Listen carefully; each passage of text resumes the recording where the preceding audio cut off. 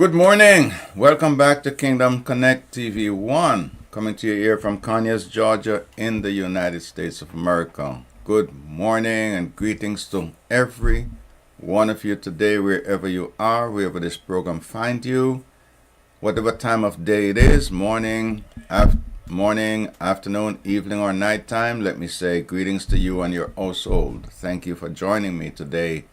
Another day. This is a day that the Lord hath made, and we're here today to rejoice and to be glad in it. Thanks again, my friends, for being a part of this daily program that comes to you 10 a.m. every morning, Monday to Friday, here from Conyers, Georgia, on a little studio here, Kingdom Connect. Thank you for being a part of us. Yes, we have been talking about, yesterday we talked about influence, and we're going to continue in that same trend today. Yeah, try to see if I can wrap that up today, because it is such a powerful word, powerful thing that all of us need to tap into, because every last one of us are influencing somebody, some lives. We have people's lives in our hands. And so, we look at that, like what I was saying yesterday, it is so powerful. It impacts identity. Oh, yeah. And it affirms who others are in God's eyes, because we're trying to point them in that direction. It's that thing that nurtures growth and it cultivates potential in individuals, not control, because too many times we try to control other people. Yeah, so it doesn't seek for control. It seems to seek to cultivate potential. And the whole bottom line is that it's trying to uplift others, to bring them to another level to where they are. It fuels faith, yeah? It practices all the things that are good, because it's trying to get others to do the same. It's igniting the belief in other people. It's extinguishing doubt and thing like that. It's, in other words, good, positive influence is authentic. Let's say it that way, simplified, okay? Influence is something that flows from integrity, not image. Sometimes we try to portray image instead of integrity. It influence, talking about it as lifting others out of that place, that burdensome place where they are. It's not something that is egotistic and all that. It's something that is really looking for the betterment of somebody. Something that, it embodies truth, yeah? So influence is not just what you say, but what you live. But that's what it is. It's not what you say, because we can say just about anything, but it's what we live, yeah? Influence is spirit-led. It is something that it steers hearts. And, it's becoming that creative machine, yeah? That thing that echoes beyond the lifetime when somebody is far gone. It is still echoing. Leave the imprints, legacy, as we talk about that so many times. That thing, it's empowering change, yeah? It's activating transformation, not just admiration, yeah? Too many times we do things just to be seen. Good influence is not like that. What it's doing, it's transforming lives. Not just say, let me project myself so you can see who I am. Good influence does not do that. Yeah. Anyway, I didn't pray. Father, I thank you for this day. Thank you for your presence. Thank you for your love, your grace, your mercy. I pray for my brothers and sisters today, Lord, as we participate in this another day. We thank you for your presence. In Jesus' name. Amen and amen. Never like to get into the program without a word of prayer. It is so important that we really recognize the presence of our God, because he's always present, and we have to make sure that we entertain him and make him, keep him in the position where he is. We can't take his position, but if we don't at least give him praise, give him worship, is actually we're denying who he is, and we don't want to do that. So we're talking about influence. Yeah. The greatest influence is spiritual influence. Oh, yeah. So influence is that what we call the capacity to affect thoughts, In other words, somebody might be having problem with, intrusive thoughts and all those type of things. Good influence can actually redirect those thoughts, and trying to get people to become steady emotionally, change their behaviors, change their decisions, and all this type of thing. So it's like those direct words that's coming from you to somebody else. You're planting seeds. You're depositing into their lives. Yeah. So when you think about this word, it is such a powerful word in the English language, and all other languages they'll say it differently, but it is something that we speak English, so we say things in English, right?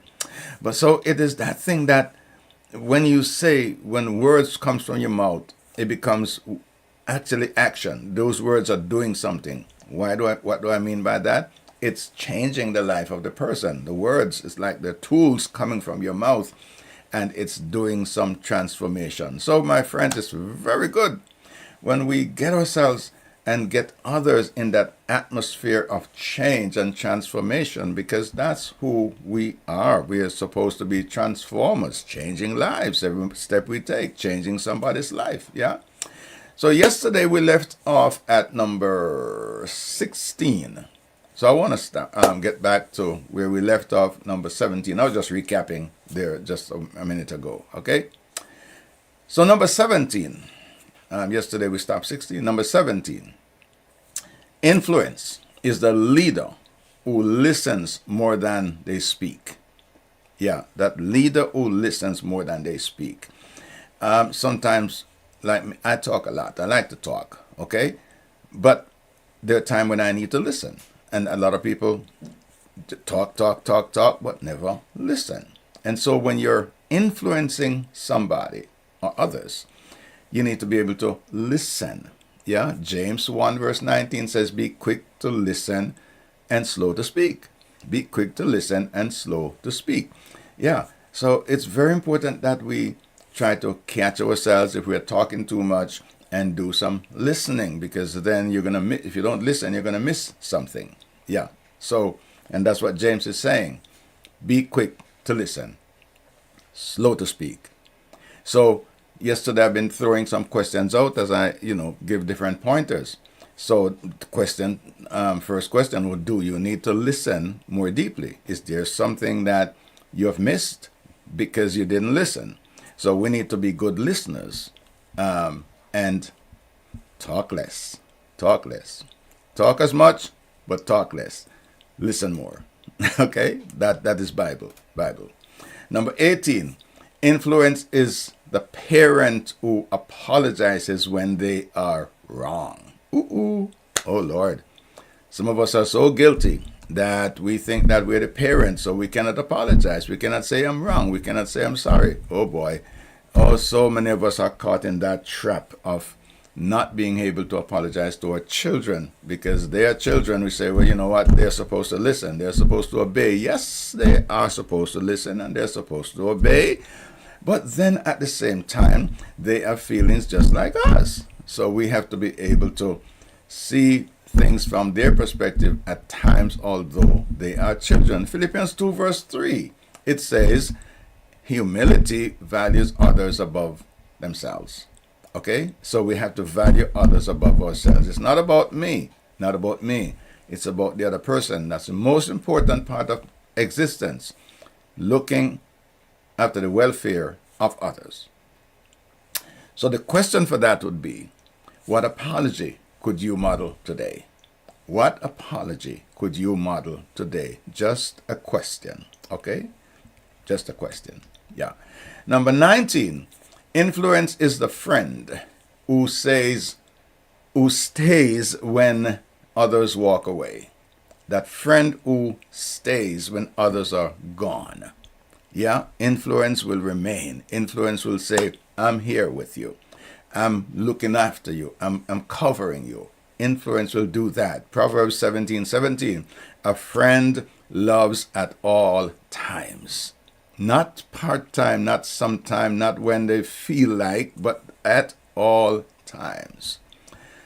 A real friend is a good influence because they're real, they're authentic. What they're doing is not makeup, it's not something that I'm doing it because I feel like doing it. No, it's a part of their design.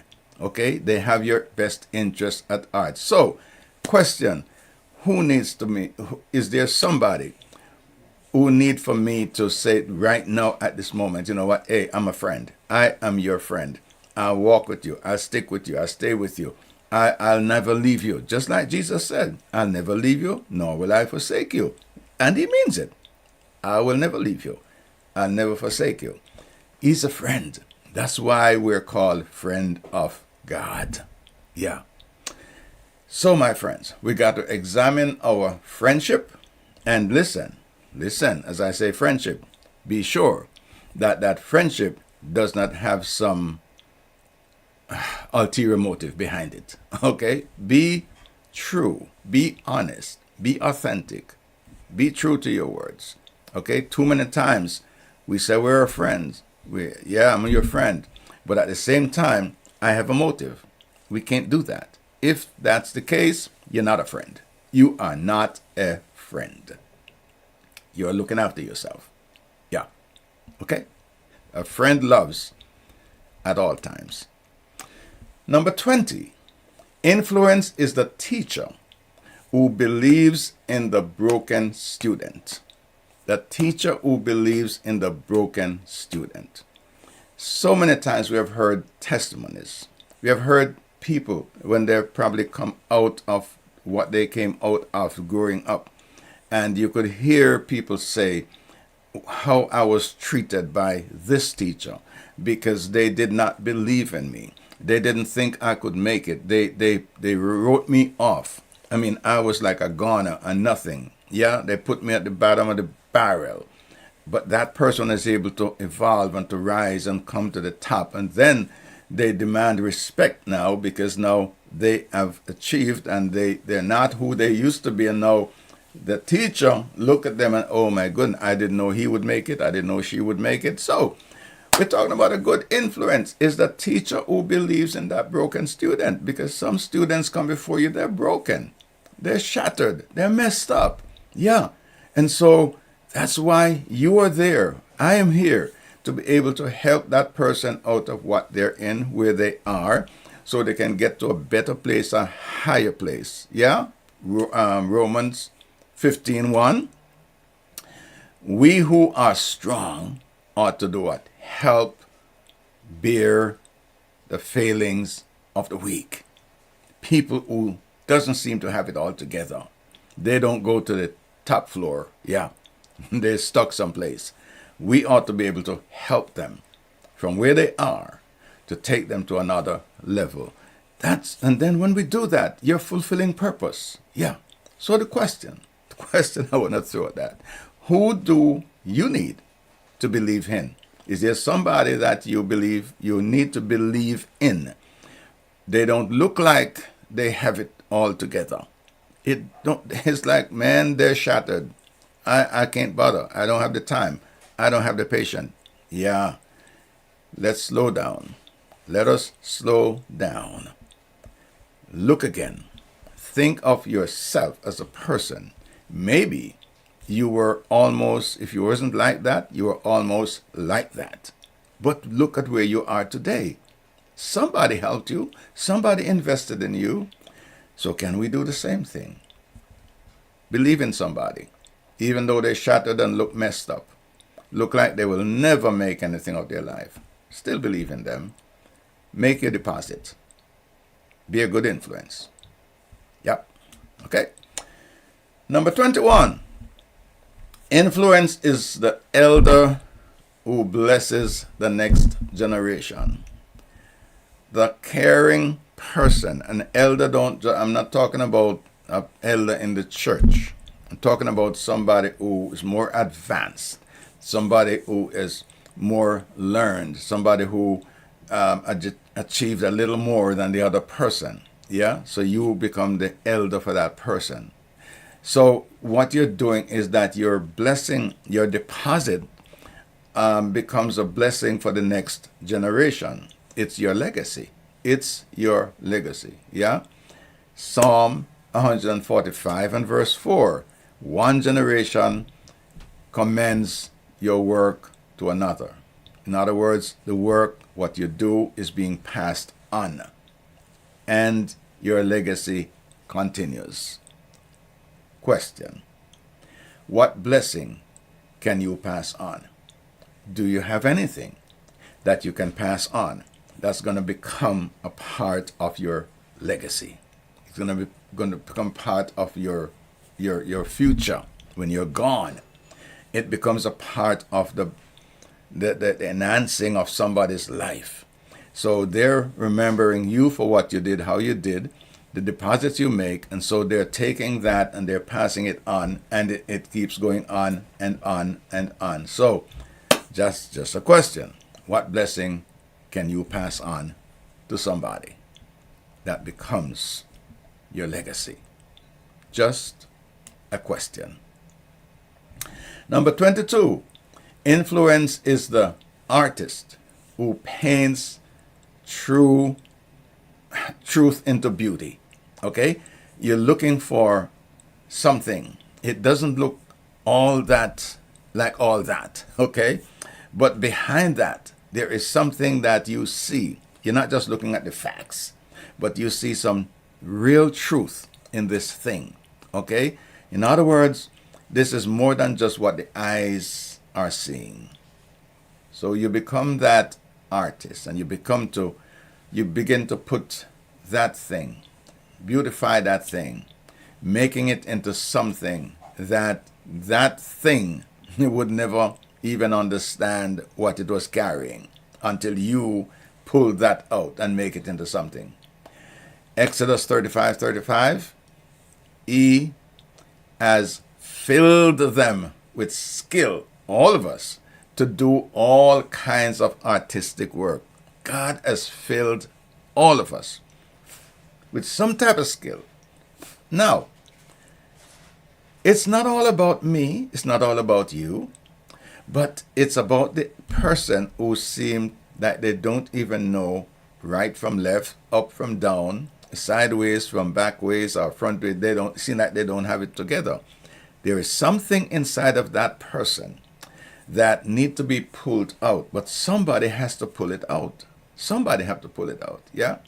So, question: how can we express truth in a creative way? How can we allow somebody, how can you allow somebody to see the truth about themselves, not just what others say about them? Just a question. Okay? Number 23, Romans 12 and verse 15. It says that, in other words, I mentioned earlier on about friends. Yeah?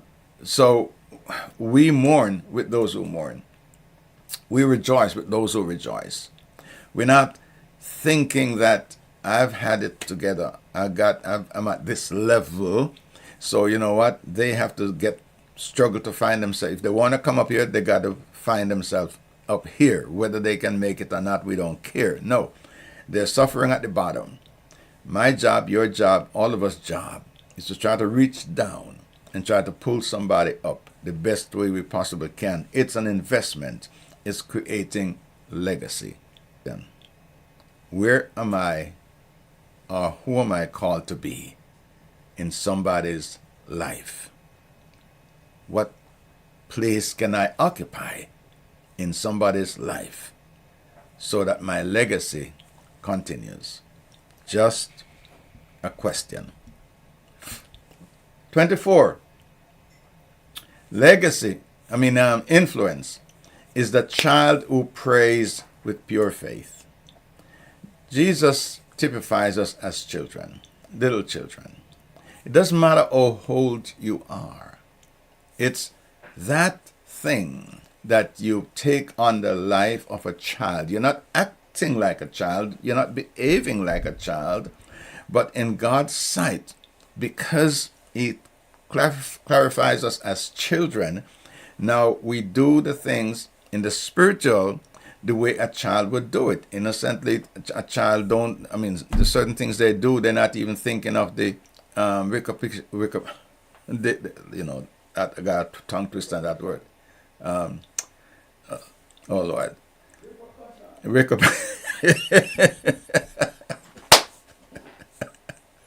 There's some words that just twist your tongue sometimes. Yeah, but you're not thinking of what will happen. Children don't do that. Children just act like children. Yeah, they just do things that Paul said when I was a child. I speak as a child. I understood as a child. I do the things as a child. But now I'm grown up. It doesn't mean that I've grown out of being that child in God's sight. I'm grown in body, in mind, and everything like that. But I've got a childlike approach to God. Yeah. So we have to, my friends, understand that God expects us to always not to act like children. Yeah, if you please understand what I'm trying to say, not to do the stupid things that children would do, but at the same time, we got a childlike approach to come to Him. And I wish I was able to break this down a little more. I know my wife would probably take that and break it down so much that you can understand it. I'm not. I don't get that type of gift. Okay, I just tell you the way it is. Yeah.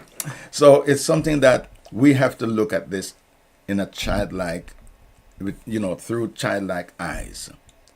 And we see things, we see people as not as people who have messed up, but of people who need help.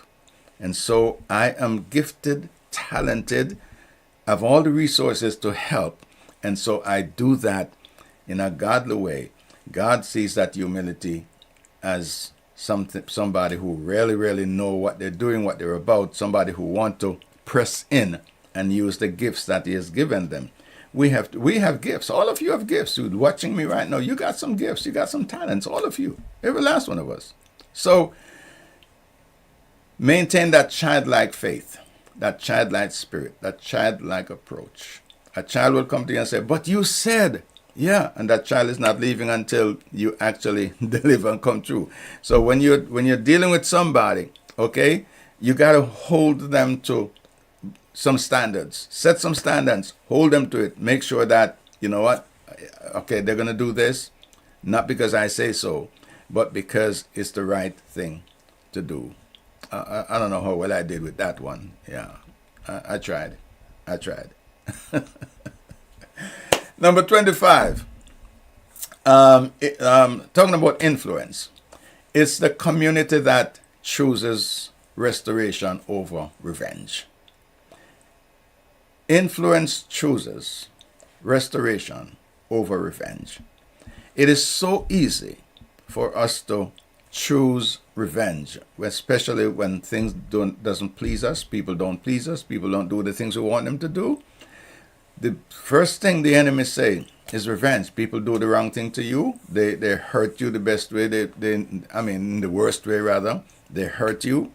And the first thing that jumped in us, okay, revenge. I got to get my revenge. I got to get my pound of flesh. I got it. Yeah.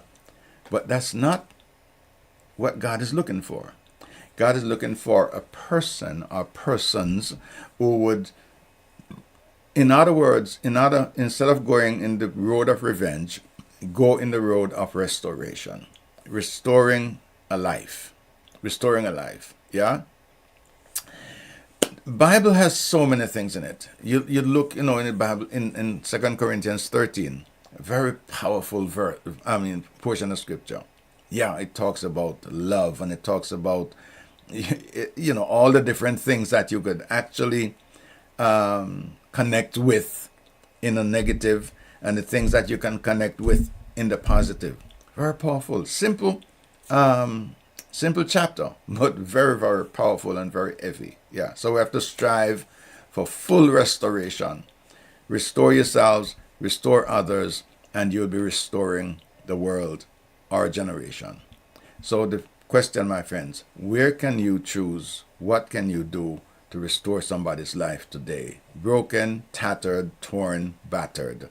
What could you do? What can you do to restore a life today? People are hurting and they need help.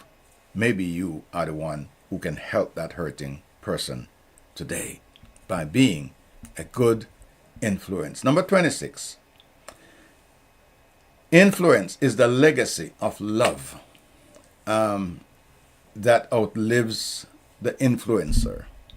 It's the legacy of love that outlives the influencer. In other words, if you often hear me say, invest your life in something that's going to outlive you. Invest your life in something that is going to outlive you. When you're gone, that thing is still talking. That thing is still working. That thing is still changing. That thing has outlived you. You're not here anymore. But what you did becomes your legacy, and it's doing what need to be done even when you're not present. Oh boy. Oh boy. So the same chapter we just talked about a while ago in 1 Corinthians 13. There's a portion, there's a verse there, verse 13, I think it is, going down to the end. It says, the greatest of these is love. These three, but the greatest of these is love. Question, my friends, what legacy are you building? What legacy are you building? Will somebody remember you for a hateful person, a vengeful person, a person who would never reach out to help somebody? Or will they remember you for somebody who's always there, come hell or high water? You're always there to pick them up. Would you be that person? Be remembered for something that will enhance and build and carry on to the next generation. The greatest of these is love. It doesn't matter how hard you hit. It doesn't matter how terrible you are. It doesn't matter how rich you are. It doesn't matter how negatively influential you are. Whatever you do, align the negative against the positive and say to yourself, I don't want these negatives to be my legacy. I'm going to do something that when I leave here, my legacy continues in the positive. So I could be rich. I can be a hard hitter in the negative. I can do all of these things. I'm powerful and all, power. Yeah, got power in my hands. Yeah. And so I'm going to wield that. As I use that word power. One of the worst person to have power is a fool. And a fool, put power in a fool's hand and you just create a bigger fool. Yeah. So, my friends, I want to say to you, whatever position you're in, you have the ability to change lives. You have the ability to influence lives. Do it in a godly way. Do it in a way for which you will be remembered. Not in the negative, but in the positive. Number 27. Influence is the spiritual gatekeeper who guards the atmosphere. It's that gatekeeper in the spiritual who guards the atmosphere. Yesterday I talked about the enemy knocking at your gate and you're not able to see who it is, hear who it is. Somebody's knocking, but you don't know. You can't know. But because I was talking about guarding, be the guard at your heart. Yeah. So there are things that sometimes you and we can't figure out. We know something is happening, but I can't figure where it's coming from, what it is. And so I said yesterday, we definitely need the presence of the Holy Spirit to help us. So we can be the person now of being able to recognize through the Spirit, in the Spirit, by the Spirit, what is happening. And so we're able to conquer. We're able to stand tall even when we're being pressed down to be short, if that makes any sense to you. So we are supposed to be gatekeepers. Gatekeepers of our own lives and gatekeepers of the other person's lives. Not to control them, not to control them at all, but to see, to bring the best out of them. Yeah? Ezekiel 3 verse 17. God says, I've made you a watchman. I've made you a watchman. So, you're not watching for your own benefit. You're watching for the benefit of others. Yeah, you're guarding the gate. Not just for you, but for others. Because you're a protector.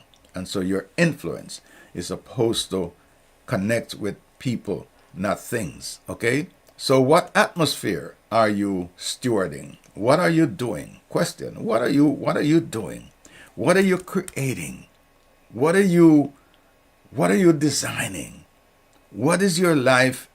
How will your life impact others when you depart here? And I know a bunch of questions that I just threw to you. But I'm saying all these things today because I want us to think. I want us to think. Because we are, as I said before, we are supposed to be impacting lives, and we're supposed to do that in a godly way, a healthy way, and a way where people will see us and respect us and remember us for the good we did, not for the bad, not for the evil, not for the vengeful way we behaved. People will remember us in a different light. Different light. Number 28. Its influence is the encourager who sees beyond the pain. It's the encourager who sees beyond the pain. Some people are hurting through grief and pain and loss and all this type of thing. Yeah. Some people are going through hell, if I could say it that way, and they don't have the strength to navigate. They wish there was somebody who would walk with them, but they can't even find Jesus because they're not at the place for him to hold them. They're confused. Let me say it that way. They're confused, okay? And although God is right there, but he's not going to voluntarily just take somebody's hand and lead them through, especially if they turn on him. They've turned on him, no faith, no belief, no trust, no nothing. And God is just going to say, okay, you know what? I see, I understand. No. You see, God's not like that. God says, call upon me and I will answer. Call on me and I will answer. Request my help and I'll come. Yeah. So we have to do that. So some people are messed up. Really, really messed up. And so the way that they need to be helped is that God put it in you, put it in me, that we will see beyond the person's pain and help them instead of just telling them pray. That's a lot. We're good at that. Oh, just pray about it. And they pray and then nothing happened. When the answer is in our hand, we have the tool in our hand to help them, but we're telling them to go pray. Pray to who? Pray for what? God has given us the tools to help them. So, my friend, let's look beyond certain negatives and try to grasp a positive approach to life. Hebrews 3 said we should encourage one another daily. Continue to do that. Your job, my job, to lift others up. Become a picker-upper. Oops, that's a good one. Become a picker-upper. Okay? Look for donors and see if you can bring them up to a higher level. So the question that I would put to that today, is there somebody you need to see through their pain? Is there somebody you need to see through their pain? Just a question. Number 29. Influence is the one who lives above their own wounds to lift others up. Your own circumstances, as bad as it seems, there's somebody out there worse than you. There's somebody who, in your eyes, it seemed like what you're going through, it could not be worse. Isn't that how it is with us sometimes? What I'm going through, well, I don't know about them, but what I'm going through, I need somebody to help me. The truth is that You gotta step. We all have to stop and stop focusing on our own wounds, our own pain, and try to reach out to somebody who's hurting more than we are. Because there are a lot of people out there, they're hurting more than you are hurting. You're looking at, and what you're going through is bad. Yes, I wouldn't say it's not bad, it's bad.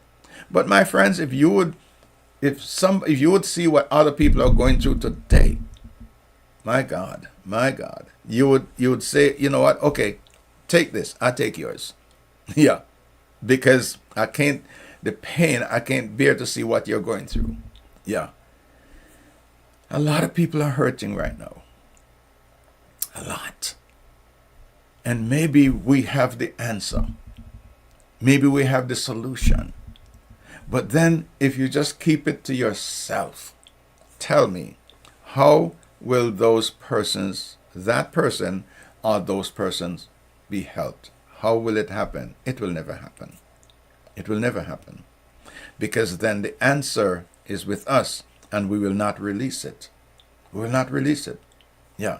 So, my friends, when we look at the word of God in Isaiah 61, it says to bestow on them a crown of beauty instead of ashes. We don't knock people down, put people down, throw garbage on them because they're down. No, we try to beautify them. We try to pick them up. We try to lift them up. We try to encourage them. We try to be the best we possibly can in their lives. So we will be remembered for the good we did, not for the evil.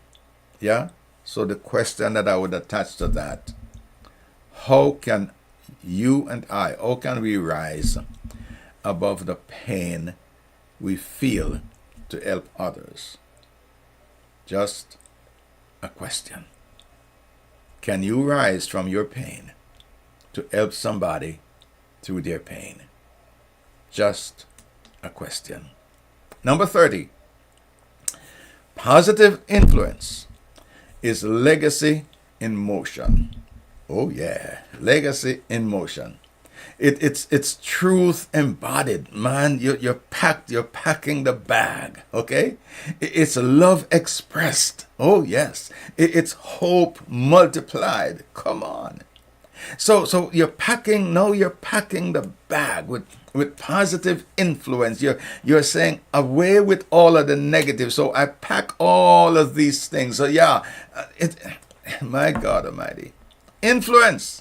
It's my legacy. So I'm packing it all in because I want for somebody to take this and run with it. I'm embodying truth. Oh yes, I'm expressing love, and I'm putting in hope and multiplying all of these things. And Titus 2, he says, set them an example by doing what is good. Yeah, set that example, man. I tell you, when you do what's right, what's good, what's honorable before God, when God take his stamp and he stamped that thing, oh yeah, just think about it. Your name is going to show up. You are going to be in that Hall of Fame in the heavenlies because of what you did, how you did, when you did, and the purpose you did. Wow, I wish I could repeat that again. I don't remember what I just said. Yeah. But it's very important. So why did you do? Why are you doing? What have you done, first of all? What have you done? Why do you do it? How did you do it? For what reason? What's the reason? What's the motive behind what you did and how you did? What's the reason? Everything is done. There's a reason why it is done. So, question. What truth, what love, what hope, and what is it that you could pass on to others to multiply the benefits in their life instead of to bring an increase of benefits? Let me say it that way. To bring an increase of benefits instead of decreasing their life. In other words, you're taking them up, not taking them down. Wow, it's amazing how fun. I started a little late, so I probably run I'll go a little further than 11 o'clock because I did start a little late. I think, I don't remember how late. Yeah. So when we talk about legacy, it's the presence that calms anxiety without saying a word. It's that thing, my friend, that's shared at just the right moment. Yeah, it's the presence that calms anxiety without saying a word. Sometimes you don't have to say anything, just be there. It's the boundary that protects without punishing. Yeah, it's the leader who listens, as I said that before, more than he or she speaks. It's the parent who apologizes, teaching humility. And I'm just recapping some things that I said. It's the friend who says, when who they stay when everybody else is gone, they are still there. Everybody walk away, but they're still there. It's the teacher who believes in the broken. Yes, they don't hit them, condemn them, no, but they believe in that person and they're staying with it. It's the elder who blesses the next generation. That person, the artist that paints a picture, you find the beauty, paint it out, bring it out. It's the pastor who weeps with those who mourn. Yeah, it's the child who stays, who prays with pure faith, to that childlike spirit. It's the community, my friends, that chooses restoration over revenge. It's the legacy of love that outlives the influencer. It's the spiritual gatekeeper and who guards the atmosphere. It's the encourager who sees beyond the pain. Is the one who lives above their own wounds, yes, and lift others up. Yeah, it's that positive influencer, that person who is, they see in the light of God, through God's eyes. They're seeing regardless of what situation you're in. Yeah, it doesn't matter what it is, how it is, who it is. They see you as God's child, as God's creation.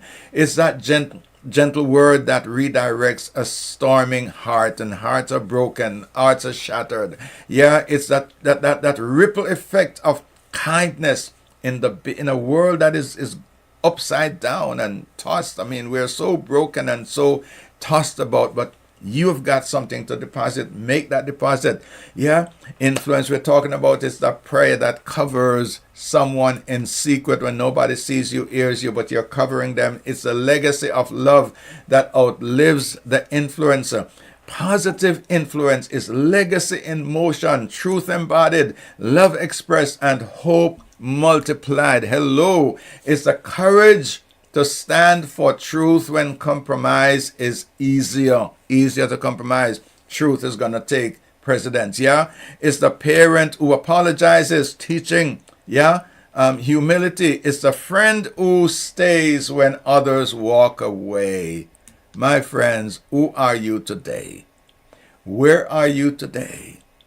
Can you fit in? Have you fitted in to anything that I've said today? And Lady Donaldson, good to see you. She said, good morning, blessed to everyone. We're talking about influence, my friends.